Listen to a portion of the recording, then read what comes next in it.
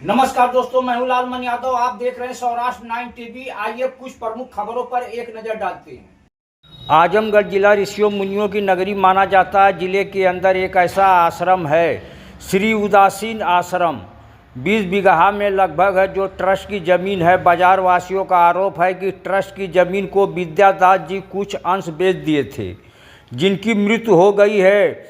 उनके बाद आश्रम के पीठासीन महेश गिरी जी बनाए गए, जो आश्रम की देखभाल अच्छी तरह से कर रहे थे।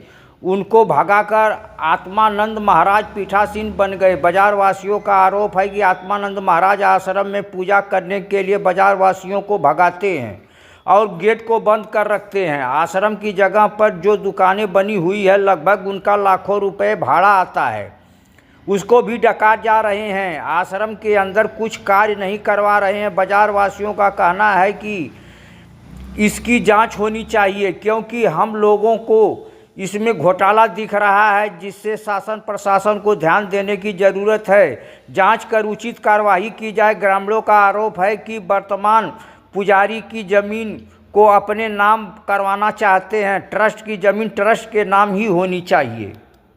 आपका नाम है, क्या समस्या है, नाम बताइए। मेरा नाम रवि दुबे है। हाँ, हम लोग का ये समस्या है कि यहाँ पे जो हम लोग दुकान कम से कम मान के चलिए 40 साल पुरानी हम लोगों की दुकान है। 40-50 साल से हम लोग तीसरी पीढ़ी हम हैं। और उसके बाद ये भाड़ा हम लोग का मनमानी तरीके से बढ़ता जा रहा है।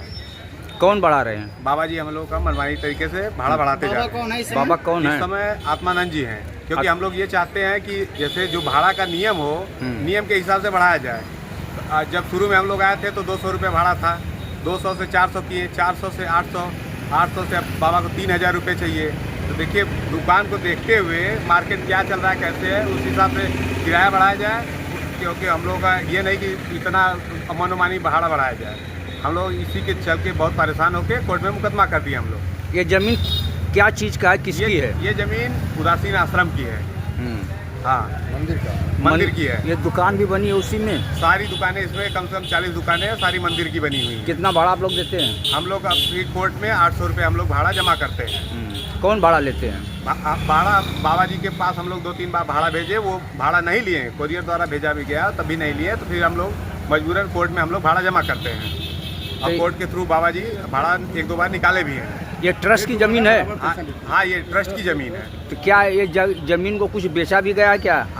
पीछे ज़मीन को बेचा भी गया है। पीछे ज़मीन को बेचा भी गया है। और हर आप अच्छे तरीके से मंदिर के अंदर दर्शन भी नहीं कर पाएंगे। आप जाएंगे, देखेंगे जगह जगह मंदिर को बंद करके रख। दर्शन क्यों नहीं करने देते हैं?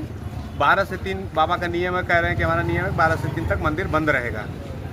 पूजा का तो कोई नियम तो नहीं होता है? नहीं, तो 12 से 3 वही 12 से 3 आप गर्भगृह अंदर बंद कर सकते हैं। मेन गेट ही 12 से 3 तक बंद रहता है। मतलब मुख्य द्वार बंद कर देते हैं? हाँ, मुख्य द्वार ही बंद। गर्भगृह तो खुलता ही नहीं है, वो गर्भगृह तो वहाँ तो पापा।